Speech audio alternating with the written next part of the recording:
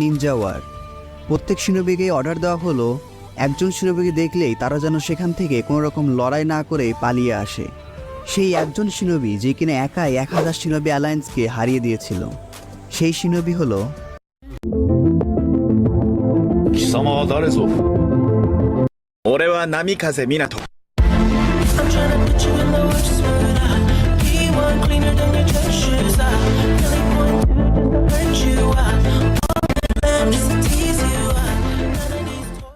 আজকের ভিডিওতে আমি মিনাটো দ্য ইয়েলো ফ্ল্যাশ এর সবগুলো জুৎসু এবং তাদের পাওয়ার নিয়ে কথা বলবো। নাম্বার 1, রাসিঙ্গান। মিনাটো নিজেই রাসিঙ্গানের মতো পাওয়ারফুল এ র্যাঙ্ক জুৎসু ক্রিয়েট করেছিল। তোমরা সবাই জানো রাসিঙ্গান ঠিক কতটা ডিস্ট্রাকটিভ। মিনাটোর থেকেই মাস্টার জিরায়া, তারপর কাকাশি সেন্সে, তারপর নারুতো, তারপর কোনোহামারু এবং তারপর বোরুডো। এভাবেই রাসিঙ্গান জেনারেশন থেকে জেনারেশন পাস ডাউন হচ্ছে। মিনাটো এই জুৎসু ক্রিয়েট করেছিল তার ওয়াইফ কুশিনা উজুমাকিকে রক্ষা করার জন্য। Number 2, flying thunder god technique. Naruto অ্যানিমিতে এই টেকনিক ফ্লাইং রাজিন জুৎসু নামে বেশি পরিচিত। এটা একটা স্পেস টাইম জুৎসু যেটা ক্রিয়েট করেছিল উচিহা ভাইরাস এবং সেকেন্ড হোকাগে টোবিরামা সেনজু। এই টেকনিক ব্যবহার করেই মিনাটো তার সময়ের ফার্স্টেস্ট শিনোবি ছিল। যদিও মিনাটো নিজেই জুৎসু ক্রিয়েট করেনি, কিন্তু সে flying thunder god technique master করে একে ফুল পোটেনশিয়াল ইউজ করেছিল। স্বয়ং টোবিরামা বলেছিল মিনাটো তার ক্রিয়েট করা টেকনিক তার থেকেও ভালোভাবে ব্যবহার করছে। Number 3, ceiling jutsu reaper death seal. এটা একটা সিলিং জুৎসু যেটার মাধ্যমে টার্গেটের সোল বা আত্মাকে সিল করা যায় ডেথ রিপার শিনিগামিকে সামান করে। যাই হোক, এটা একটা ফরবিডেন জুৎসু। মিনাটো এই জুৎসু ক্রিয়েট করেছিল নাইনটেলের চাকরা সিল করার জন্য, যাতে সে কোনোহা ভিলেজকে নাইনটেল ফক্সের অ্যাটাক থেকে রক্ষা করতে পারে।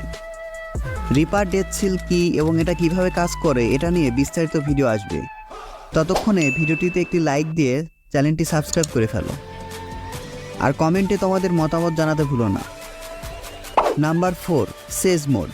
হ্যাঁ, জিরায়া এবং নারুতোর মতো মিনাটোও সেজ মোড ইউজ করতে পারে। সেজ মোডের ইউজার ঠিক কতটা পাওয়ারফুল তা তোমরা নারুতো ভার্সেস পেইন ফাইটিংয়ে দেখেছ।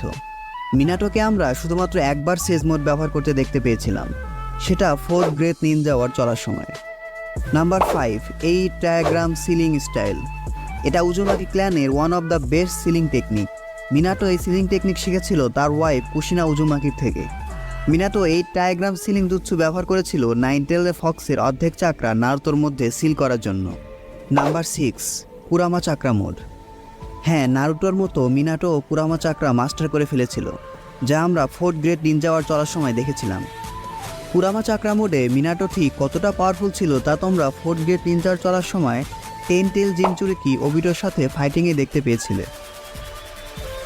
এছাড়া মিনাটো 3 টাইপ অফ চাকরা নেচার সম্পূর্ণ মাস্টার করে ফেলেছিল: fire release, wind release, lighting release.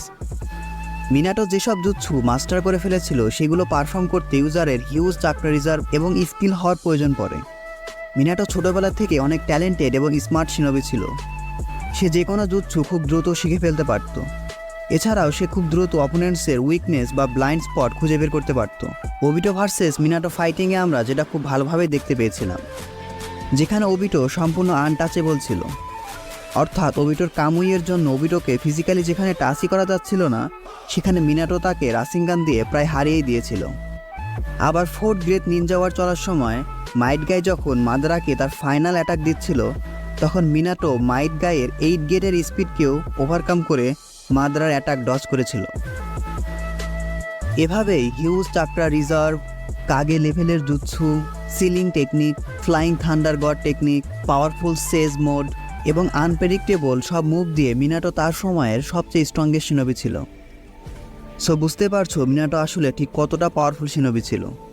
আজকে ভিডিও এ পর্যন্তই। নেক্সট ভিডিওতে খুব দ্রুতই দেখা হচ্ছে আবারও কোনো ইন্টারেস্টিং টপিক নিয়ে।